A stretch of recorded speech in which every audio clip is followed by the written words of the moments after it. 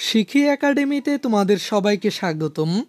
এই ভিডিওতে এখন আমরা ষষ্ঠ শ্রেণীর ইতিহাস ও সামাজিক বিজ্ঞান বইয়ের ষষ্ঠ অধ্যায়টি থেকে ৭৩ পৃষ্ঠার এই ছকটির সমাধান দেখব। এখানে ছকটির বিষয়বস্তু হল প্রচলিত ও অপ্রচলিত উৎস। ইতিহাস জানার প্রধান উপায় হিসেবে উৎস বা উপাদান দরকার। সেই বিষয়ে আমরা এই অধ্যায়ের শুরুতে কিছু তথ্য জেনেছি।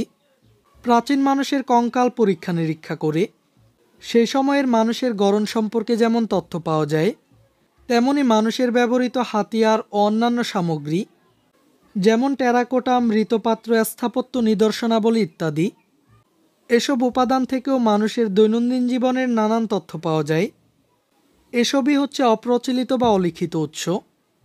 অন্যদিকে যে কোনো লিখিত নিদর্শনাবলী যেমন বইপত্র, জমি বিক্রি বা দানের দলিল, ভ্রমণ বৃত্তান্ত ইত্যাদি, এসব উপাদান থেকেও আমরা বিভিন্ন তথ্য পেয়ে থাকি।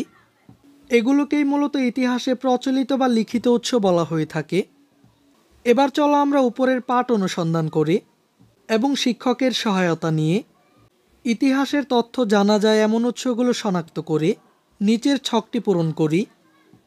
শিক্ষার্থীরা, তার মানে এখানে আমাদের মূল কাজটি হলো ইতিহাসের প্রচলিত এবং অপ্রচলিত উৎসগুলো অনুসন্ধান প্রক্রিয়ায় খুঁজে বের করা, খুঁজে বের করে নিচের এই ছকটিতে উপস্থাপন করা।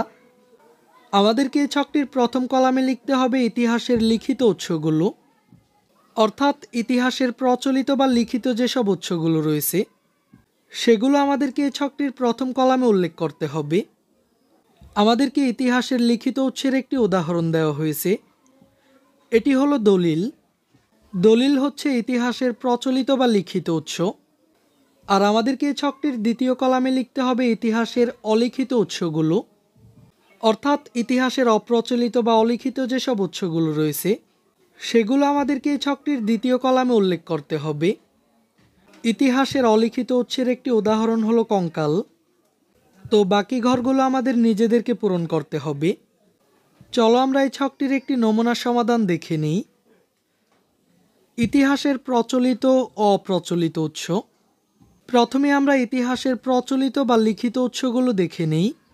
এগুলো হলো দলিল, সাহিত্য, ঐতিহাসিক পর্যটকদের ভ্রমণ বৃত্তান্ত, ধর্মগ্রন্থ, জীবন বৃত্তান্ত এবং সবশেষ চিঠিপত্র।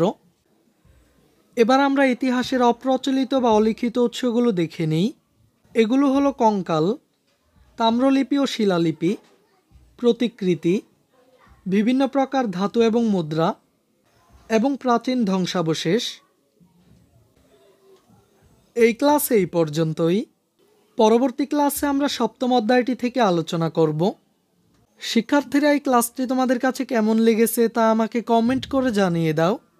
আর পরবর্তী সকল ক্লাসগুলো নিয়মিত পাওয়ার জন্য চ্যানেলটিকে এখনই সাবস্ক্রাইব করে রাখো।